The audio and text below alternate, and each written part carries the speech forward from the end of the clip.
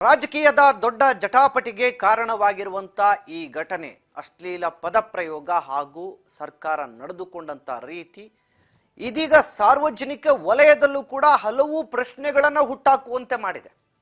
ಒಬ್ಬ ವ್ಯಕ್ತಿ ತನ್ನ ಘನತೆಗೆ ತಕ್ಕಂತೆ ಮಾತನಾಡುವ ಮಾತಾ ಇದು ಅನ್ನುವಂತ ಪ್ರಶ್ನೆ ಒಂದು ಕಡೆ ಆದರೆ, ಆ ಘನತೆ ಬೆತ್ತ ವ್ಯಕ್ತಿಯನ್ನ ಯಾವ ರೀತಿ ನಡೆಸ್ಕೊಳ್ಬೇಕು ಅನ್ನೋದು ಮತ್ತು ತಮಗೆ ಸಿಕ್ಕಂತ ಅಧಿಕಾರವನ್ನು ಈ ರೀತಿ ಬಳಸ್ಕೊಳ್ಬಹುದಾ ಅನ್ನುವಂತ ರೀತಿಯಾಗಿ ಕೂಡ ಕೆಲವೊಂದಷ್ಟು ಚರ್ಚೆಗಳು ನಡೀತಾ ಇದೆ. ಈ ಬಗ್ಗೆ ಸಾರ್ವಜನಿಕರು ಕೂಡ ಕೆಲವೊಂದು ಕಡೆ ಆತಂಕವನ್ನು ವ್ಯಕ್ತಪಡಿಸ್ತಾ ಇದ್ದಾರೆ. ಈ ಬಗ್ಗೆ ಏನೆಲ್ಲ ಡೆವಲಪ್ಮೆಂಟ್ಸ್ ಇವತ್ತು ನಡೆದಿದೆ ಅನ್ನುವಂತ ವಿಚಾರಕ್ಕೆ ಸಂಬಂಧಪಟ್ಟಂತೆ ಹೆಚ್ಚಿನ ಮಾಹಿತಿಯನ್ನ ಪಡ್ಕೊಳ್ತಾ ಹೋಗ್ತೀನಿ. ನನ್ನ ಸಹೋದ್ಯೋಗಿ ಬಸವರಾಜ್ ಹೂಗಾರ್ ಈಗ ನನ್ನ ಜೊತೆ ಡೆಸ್ಕ್ ಇಂದ ನೇರ ಸಂಪರ್ಕದಲ್ಲಿ ಜಾಯ್ನ್ ಆಗಿದ್ದಾರೆ. ಬಸವರಾಜ್ ಹೂಗಾರ್, ಸದ್ಯ ಈ ಅಶ್ಲೀಲ ವಾರ್ ಎಲ್ಲಿಗೆ ಬಂದು ತಲುಪುವ ಸಾಧ್ಯತೆಗಳಿದೆ ಮತ್ತು ಇವತ್ತೇನೆಲ್ಲ ಡೆವಲಪ್ಮೆಂಟ್ಸ್ ಆಯ್ತು ಅಂತ ಮಾಹಿತಿ ಕೊಡೋದಾದ್ರೆ? ವಿಜಯ ಭಾಸ್ಕರ್, ಬೆಳಗಾವಿಯ ಸುವರ್ಣಸೌಧದಲ್ಲಿ ನಡೆದಿರ್ತಕ್ಕಂಥ ಒಂದು ಘಟನೆ ರಾಜ್ಯ ರಾಜಕೀಯದಲ್ಲಿ ಭಾರಿ ಒಂದು ಸದ್ದುಗದ್ದಲ ಆರಂಭಿಸಿರ್ತಕ್ಕಂಥದ್ದು. ಒಂದ್ ಕಡೆ ಸಿ.ಟಿ. ರವಿ ಅವರು ಒಂದು ಅಶ್ಲೀಲ ಪದ ಬಳಕೆ ಮಾಡಿದರೆ ಸಚಿವೆ ಲಕ್ಷ್ಮಿ ಹೆಬ್ಬಾಳ್ಕರ್ ಅವರು ವಿರುದ್ಧವಾಗಿ ಅನ್ನುವಂತ ಆರೋಪ ಏನಿದೆ, ಇದು ದೊಡ್ಡ ಮಟ್ಟಿಗೆ ಒಂದ್ ಕಡೆ ರಾಜ್ಯ ರಾಜಕೀಯದಲ್ಲಿ ಒಂದು ಸಂಚಲನ ಮೂಡಿಸಿರ್ತಕ್ಕಂಥದ್ದು. ಒಂದ್ ಕಡೆ ಅವರು ಪದ ಬಳಕೆ ಮಾಡಿದ್ದಾರೆ ಅನ್ನುವಂತ ಆರೋಪವನ್ನ ಮಾಡಿದ್ರು. ಆದ್ರೆ ಪರಿಷತ್ನಲ್ಲಿ ಒಂದ್ ಕಡೆ ಪರಿಷತ್ನ ಸಭಾಪತಿ ಆಗಿರ್ತಕ್ಕಂಥ ಬಸವರಾಜ ಹೊರಟ್ಟಿ ಅವರು ಅದನ್ನ ಸಂಧಾನ ಮಾಡುವಂತ ಪ್ರಯತ್ನಕ್ಕೆ ಮುಂದಾದ್ರು. ಅದಾದ ಬಳಿಕ ಲಕ್ಷ್ಮಿ ಹೆಬ್ಬಾಳ್ಕರ್ ದೂರನ್ನ ಕೊಟ್ಟರು. ಆ ದೂರಿನ ಅನ್ವಯ ಸಿ.ಟಿ. ರವಿ ಅವರನ್ನ ಬಂಧನ ಮಾಡುವಂತ ಪ್ರಯತ್ನಕ್ಕೆ ಪೊಲೀಸ್ ಇಲಾಖೆ ಮುಂದಾಯಿತು. ದೊಡ್ಡ ಮಟ್ಟಿಗೆ ಹೈ ಡ್ರಾಮಾ ಸೃಷ್ಟಿ ಆಯಿತು. ಸಿ.ಟಿ. ರವಿ ಅವರು ಒಬ್ಬ ಜನಪ್ರತಿನಿಧಿ, ಅವರನ್ನ ಯಾವ ರೀತಿಯಾಗಿ ಬಂಧನ ಮಾಡಬೇಕು, ಅವ್ರಿಗೆ ಏನು ಪ್ರೊಸೆಸಿಂಗ್ ಇದೆ, ಕಾನೂನಡಿಯಲ್ಲಿ ಏನು ಅವಕಾಶ ಇದೆ, ಅವೆಲ್ಲ ಪ್ರೊಸೆಸಿಂಗ್ ಮುಗಿಸಿ ಅವರನ್ನ ಬಂಧನ ಮಾಡಬೇಕಿತ್ತು ಅನ್ನುವಂತಹ ಒಂದು ಆರೋಪ ಇರತಕ್ಕಂಥದ್ದು. ಸಿ.ಟಿ. ರವಿ ಅವರನ್ನ ಸುವರ್ಣಸೌಧದಿಂದ ಬಂಧನ ಮಾಡ್ತಾರೆ. ಅಲ್ಲಿಂದ ತೆಗೆದುಕೊಂಡು ಹೋಗಿ ಅವರ ಒಂದು ಪ್ರಕರಣ ದಾಖಲಾಗಿರ್ತಕ್ಕಂಥ ಪೊಲೀಸ್ ಸ್ಟೇಷನ್ನೇ ಬೇರೆ, ಅವರನ್ನ ವಿಚಾರಣೆ ನಡೆಸಿರ್ತಕ್ಕಂಥ ಸ್ಟೇಷನ್ನೇ ಬೇರೆ. ಇದು ಒಂದು ದೊಡ್ಡ ಮಟ್ಟಿಗೆ ಒಂದು ಚರ್ಚೆಗೆ ಗ್ರಾಸವಾಗಿರ್ತಕ್ಕಂಥದ್ದು. ಪ್ರಮುಖವಾಗಿ ಖಾನಾಪುರ ಒಂದು ಪೊಲೀಸ್ ಸ್ಟೇಷನ್ಗೆ ಕರ್ಕೊಂಡು ಅಲ್ಲಿ ವಿಚಾರಣೆ ನಡೆಸ್ತಾರೆ. ದೊಡ್ಡ ಮಟ್ಟದಲ್ಲಿ ಅಲ್ಲಿ ಬಿಜೆಪಿ ಕಾರ್ಯಕರ್ತರು, ಕಾಂಗ್ರೆಸ್ ಕಾರ್ಯಕರ್ತರು ಎಲ್ಲರೂ ಕೂಡ ಗುಂಪುಗಾರಿಕೆ ಸೇರ್ತಾರೆ. ದೊಡ್ಡ ಮಟ್ಟದಲ್ಲಿ ಸದ್ದು ಗದ್ದಲ ಆಗುತ್ತೆ.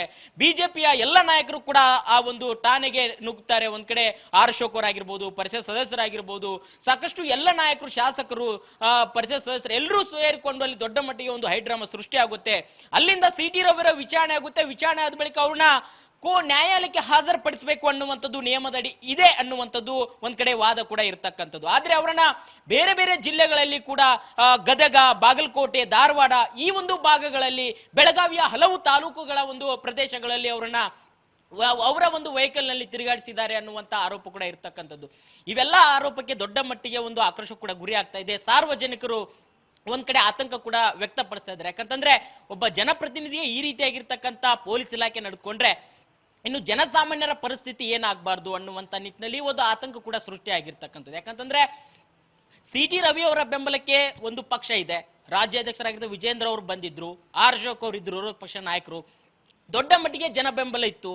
ಆದ್ರೂ ಸಹಿತ ಈ ರೀತಿಯಾಗಿರ್ತಕ್ಕಂಥ ನಡೆದುಕೊಂಡ ರೀತಿ ಏನಿದೆ, ಇದು ಪೊಲೀಸ್ ಇಲಾಖೆ ಎಲ್ಲೋ ಒಂದ್ ಕಡೆ ಭಯ ಸೃಷ್ಟಿ ಮಾಡಿದೆ ಅನ್ನುವಂತ ಮಾತನ್ನ ಸಾರ್ವಜನಿಕರು ಆಡಿಕೊಳ್ತಾ ಇದ್ದಾರೆ. ಹಾಗಾಗಿ ಇದು ದೊಡ್ಡ ಮಟ್ಟಿಗೆ ರಾಜ್ಯ ಸರ್ಕಾರಕ್ಕೆ ಒಂದು ಹಿನ್ನಡೆ ಆಗಿರ್ತಕ್ಕಂಥದ್ದು. ಯಾಕಂತಂದ್ರೆ ನ್ಯಾಯಾಲಯದಲ್ಲಿ ಕೂಡ ಸಿ.ಟಿ. ರವಿಯವರ ಪ್ರಕರಣದಲ್ಲಿ ಕೂಡ ಅವರಿಗೆ ಮುಖಭಂಗ ಆಗಿದೆ.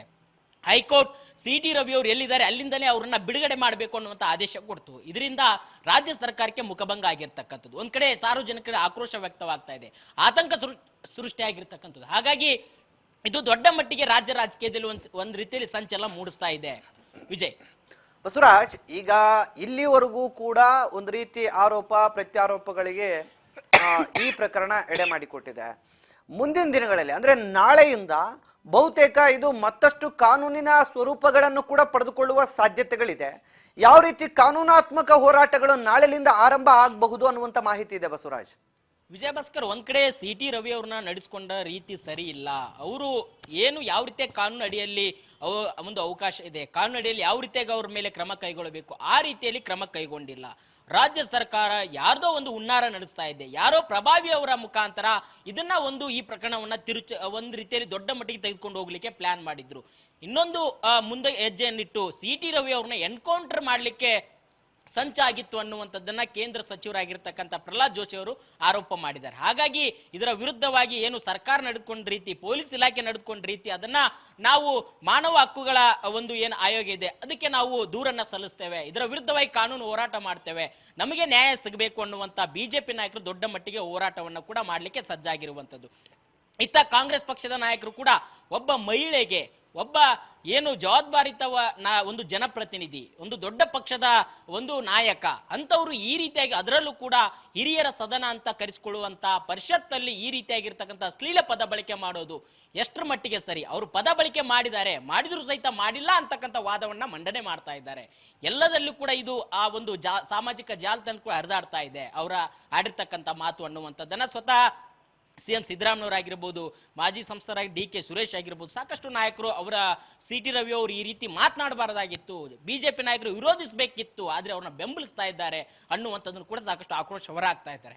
ಇತ್ತ ಕಾಂಗ್ರೆಸ್ ನಾಯಕರು ಕೂಡ ಸಾಕಷ್ಟು ಒಂದ್ ಕಡೆ ಇದನ್ನ ಕಾನೂನು ಹೋರಾಟ ಮುಖಾಂತರವೇ, ಕಾನೂನಿದೆ, ನ್ಯಾಯಾಲಯ ಅದರ ಮುಖಾಂತರವೇ ನಾವು ಸಿ ಟಿ ರವಿ ಅವರು ಏನು ಮಹಿಳೆಯರಿಗೆ ಅಪಮಾನ ಮಾಡಿದ್ದಾರೆ, ಒಬ್ಬ ಸಚಿವರಿಗೆ ಅಪಮಾನ ಮಾಡಿದ್ದಾರೆ, ಅವರ ವಿರುದ್ಧವಾಗಿ ನಾವು ಕಾನೂನು ಮುಖಾಂತರ ಹೋರಾಟ ಮಾಡ್ತೇವೆ ಅನ್ನುವಂತ ಲೆಕ್ಕಾಚಾರದಲ್ಲಿ ಕಾಂಗ್ರೆಸ್ ಪಕ್ಷದ ನಾಯಕರು ಮುನ್ನುಗ್ತಾ ಇದ್ದಾರೆ. ಇತ್ತ ಬಿಜೆಪಿ ನಾಯಕರು ಕೂಡ ಬಂಧನದ ಸಂದರ್ಭದಲ್ಲಿ ಅದು ಸರಿಯಾದ ರೀತಿಯಲ್ಲ, ನನ್ನ ಕೊಲೆ ಮಾಡ್ಲಿಕ್ಕೂ ಕೂಡ ಸಂಚು ಹುಡ್ತಾ ಇದ್ರು, ಏನೇನೋ ಎನ್ಕೌಂಟರ್ ಮಾಡುವಂತ ಪ್ರಯತ್ನ ನಡೀತಾ ಇತ್ತು ಅನ್ನುವಂತ ಬಿಜೆಪಿ ನಾಯಕರ ಆರೋಪ ಇದೆ.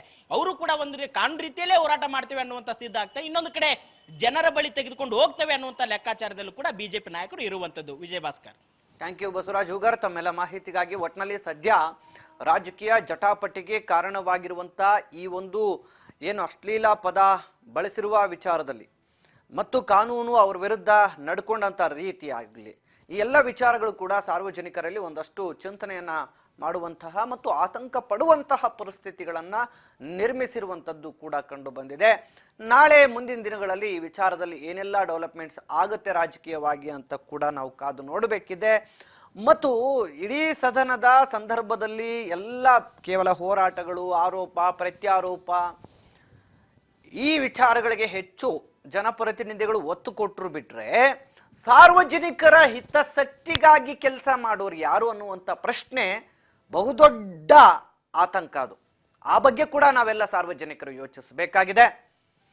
ನೋಡೋಣ ಮುಂದಿನ ದಿನಗಳಲ್ಲಿ, ನಾಳೆಯಿಂದ ಮತ್ತೆ ಈ ಒಂದು ವಿಚಾರ, ಒಂದು ಬಂಧನ, ಮತ್ತೊಂದು ಹೇಳಿಕೆಯ ವಿಚಾರ ಯಾವ ತಿರುವನ್ನು ಪಡೆದುಕೊಳ್ಳುತ್ತೆ ಮತ್ತು ಯಾವೆಲ್ಲ ರೀತಿಯ ರಾಜಕೀಯ ಜಟಾಪಟಿಗಳಿಗೆ ಕಾರಣವಾಗುತ್ತೆ, ಇದೆಲ್ಲ ಕೂಡ ಸಾಕಷ್ಟು ಕುತೂಹಲಕ್ಕೆ ಕಾರಣವಾಗ್ತಾ ಇದೆ.